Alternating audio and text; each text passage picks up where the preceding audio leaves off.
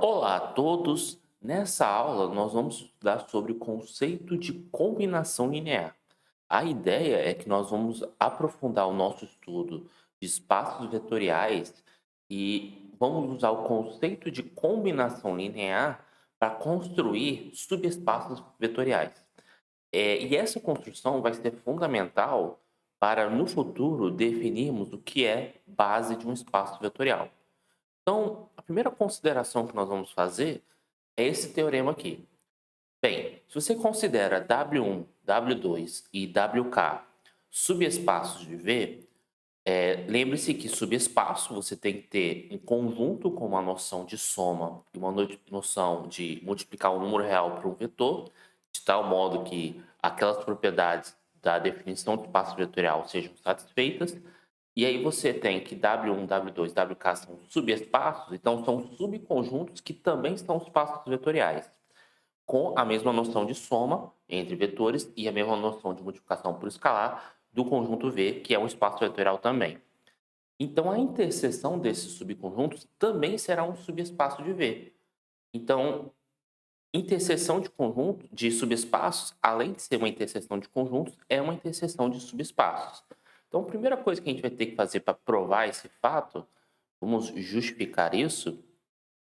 Lembre-se que para mostrar que é subespaço, basta verificar duas coisas. Primeiro, a gente precisa mostrar que, dados dois vetores quaisquer do conjunto, a soma entre eles é um elemento do próprio conjunto. E a segunda coisa é pegar qualquer número real, multiplicar por um vetor e o resultado continuar sendo um elemento desse conjunto. Então, nós vamos justificar exatamente isso em duas etapas. Então, a primeira etapa, vamos considerar,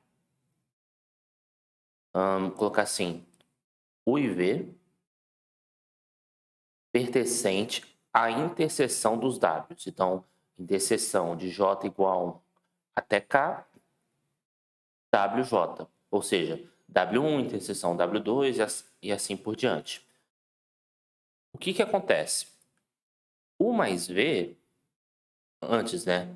O que acontece? Se U e V pertence à interseção dos WJ, isso quer dizer que U e V pertence a WJ para todo J de 1 até K.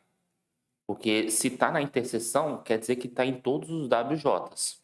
Agora, como os WJs são subespaço, então, como os WJs, vou colocar assim, são subespaços, vou até observar que, vou até tirar essa letra A e observar o seguinte. Na letra A, nós vamos ter o quê? Que U mais V, ele pertence ao WJ para todo J de 1 até K. Por quê? Porque se cada WJ é um subespaço, soma de dois vetores é um elemento que está no próprio espaço. Além disso, já vou aproveitar e colocar aqui alfa vezes U também pertence a WJ para todo J de 1 até K. Então, dito isso, ou seja, como a gente sabe que quaisquer dois vetores que estão em WJ, a soma está em WJ, e alfa vezes U também está em WJ, isso para todos os J de 1 até K, isso vai implicar o quê? Que U mais V pertence à interseção dos WJs, porque se ele está em todos os Js, né? Então, U mais V pertence a todos os WJs e alfa vezes U também pertence à interseção dos WJs. Então, essas duas informações que estão aqui nos garantem que as interseções de subespaços vetoriais continuam sendo do subespaço vetorial. Você não perde essa propriedade. Uma pergunta que é extremamente natural, que até vou registrar aqui, por exemplo, vamos colocar aqui, pergunta. É verdade que se eu tenho, vamos pegar dois elementos, W1, W2, subespaço de V. É verdade que W1 união W2 é subespaço de V? Porque o que a gente acabou de demonstrar é que, de fato, a interseção sempre é. Se você pega a interseção de dois subespaços, sempre é um subespaço vetorial. Mas e a união? E a resposta é não necessariamente. Então eu vou dar um exemplo para poder esclarecer melhor isso, que é o seguinte. Vamos pegar um exemplo. Vamos imaginar que nós estamos no R2 e a gente já viu que subespaços do R2 a gente pode considerar retas que passam pela origem. Então, imagine, por exemplo, falei retas. Imagina essa reta aqui, sendo o subespaço W1, e essa reta aqui, sendo o subespaço W2. O que acontece? Se você pega um vetor que mora aqui, no subespaço verde, e o vetor que mora aqui, o resultado da soma desses dois vetores é um vetor, por exemplo, que está aqui. O que acontece? Esse vetor laranja, esse vetor amarelo, ele não é um vetor que está em verde e não é um vetor que está em rosa. Ou seja, ele não está na união entre verde e rosa. Então, o que a gente acabou de demonstrar para a interseção não necessariamente vale para a união. É claro que vão existir casos onde vai ser verdadeiro. É quando você pega, por exemplo, W1 contido e W2. Mas, em geral, isso não é verdade. Então, é muito importante nós termos ciência disso. E interseções de subespaço é um subespaço, mas uniões de subespaço não necessariamente é um subespaço. Então, agora sim, uma outra pergunta que é fundamental para essa aula é: qual é o menor subespaço de V que contém alguns vetores de interesse? O que eu quero dizer com isso? Digamos que você tenha um conjunto de vetores. Você tenha um conjunto de vetores V1, V2 e VK. E você quer construir um subespaço que contenha esses vetores. O que acontece? A gente precisa tentar estabelecer o que vem a ser essa noção de menor. Mas, por enquanto, vamos tentar ser informal nessa noção de menor. A gente consegue mentalizar um pouco, que eu quero dizer com menor ou maior, mas também faz parte da resposta dessa pergunta esclarecer o que é o menor. Mas, como construir um menor subespaço que contenha esses vetores? Então, a resposta para essa pergunta vem justamente do conceito de combinação linear. Então, nós vamos apresentar primeiro o conceito de combinação linear e aí sim dar as devidas justificativas. Então, dizemos que um vetor W é uma combinação linear dos vetores V1, V2, Vn, se você for capaz de escrever W como A1V1 mais A2V2 mais ANVN, aonde A1, A2, AN é algum número real. Esses AJs, eles são chamados de coeficientes da combinação linear. Para fins de simplificação, em breve eu vou substituir essa simbologia por uma outra simbologia que é assim: somatória de J igual a 1 até N, AJ vezes VJ, que é mais simples, é mais compacto. Mas é importante já alertar que em breve eu vou compactar isso para ficar mais fácil a nossa comunicação. Mas o que está escrito em amarelo é a mesma coisa que está escrito em branco. Então, esse conceito de combinação linear, ele é muito importante e nós vamos ir justificando ao longo ainda dessa videoaula e das próximas videoaulas.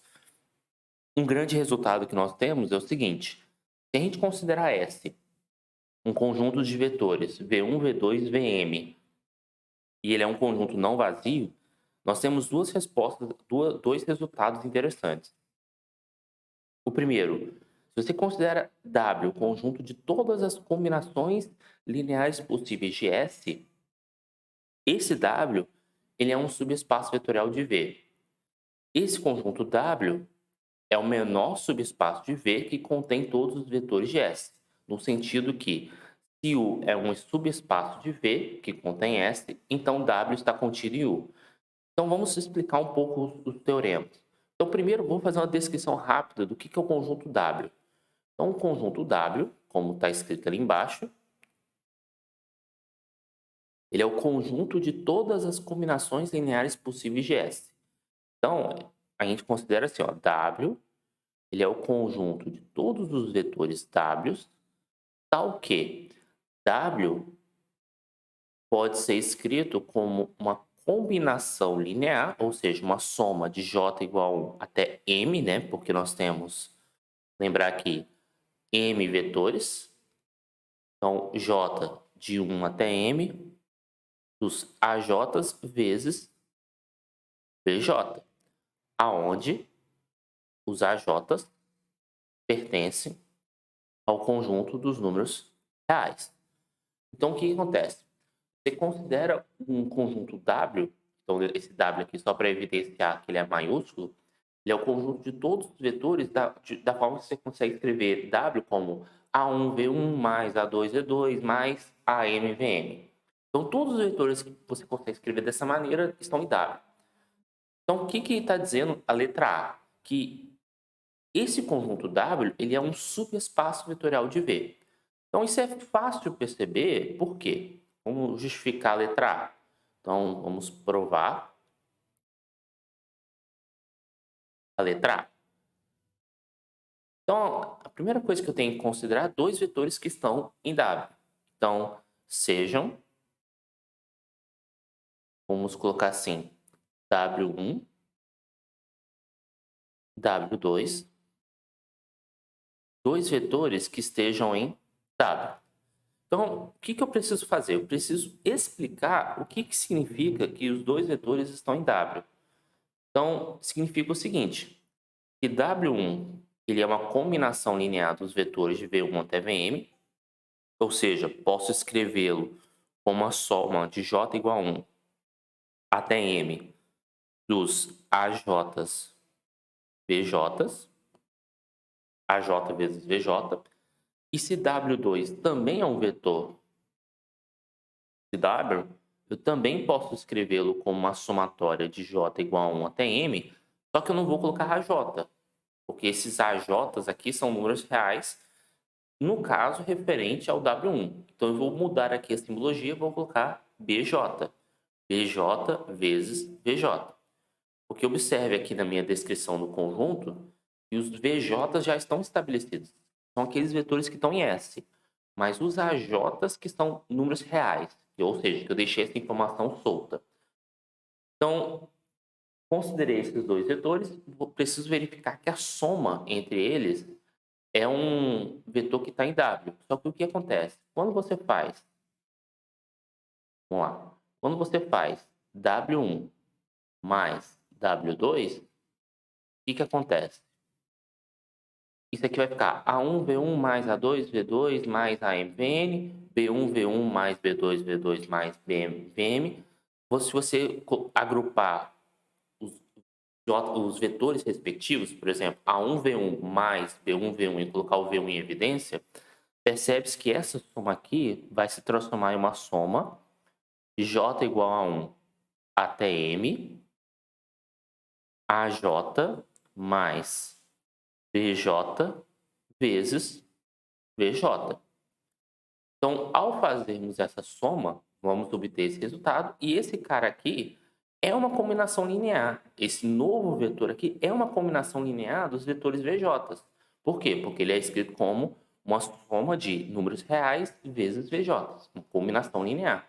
Então, esse cara aqui, como eu sei que não cabe aqui, deixa eu colocar aqui por baixo. Esse cara aqui pertence a W. Agora, para pegar a parte 2, vamos fazer o alfa vezes W1.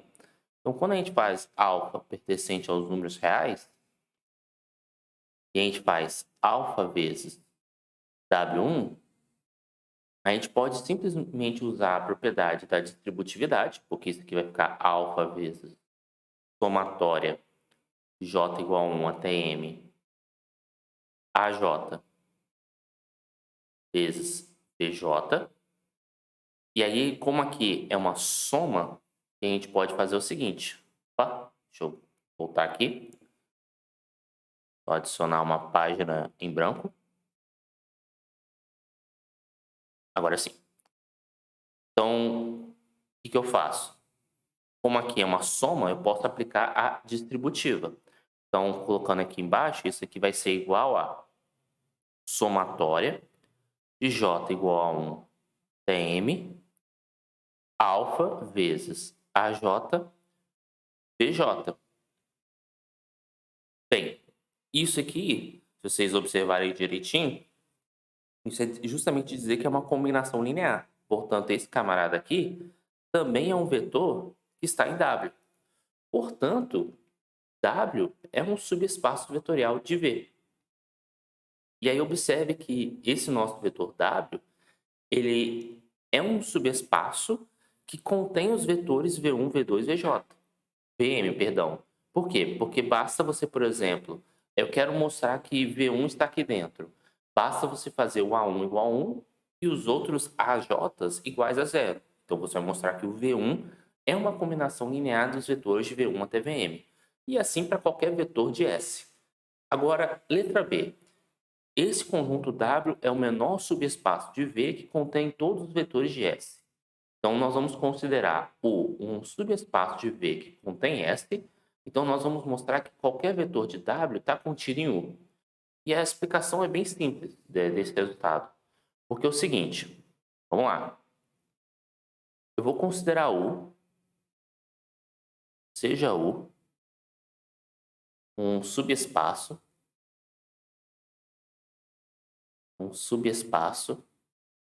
de V que contém S.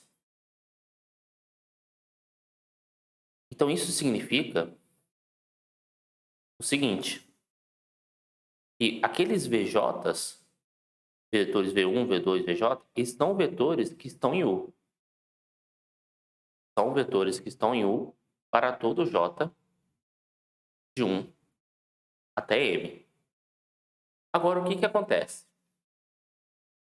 Para mostrar que o que nós queremos mostrar? Nós queremos mostrar que W está contido em U. Então, nós precisamos considerar um vetor qualquer de W. Vou fazer isso. Seja W minúsculo, um vetor qualquer de W maiúsculo. Então, o que isso significa? Isso significa o seguinte, que o nosso vetor W ele é uma combinação linear dos AJ, quer dizer, uma combinação linear dos vetores de VJ, ou seja, é uma soma de J igual a 1 TM AJ VJ. O que acontece? Como os VJs são vetores que estão em U, então deixa eu colocar essa informação aqui. Usando o asterisco e o fato de U ser subespaço, que nós vamos ter o seguinte. Bem, se VJ está em U, AJ, VJ também está em U. Então, essa é a primeira conclusão que eu vou tirar. Que AJ vezes VJ pertence a U para todo J de 1 até M. Por quê? Porque se um vetor está em U, qualquer número vezes o vetor também tem que estar em U, partindo do pressuposto que U é um subespaço. E partindo do pressuposto que o U contém todos os vetores VJs, porque contém S. Agora, se esses vetores estão em U, a soma desses vetores também tem que estar em U. Então, a soma dos AJs VJ, onde J vai de 1 até M, também tem que pertencer a U. Mas isso implica, pela relação aqui em cima, que W é um vetor que está em U. Portanto,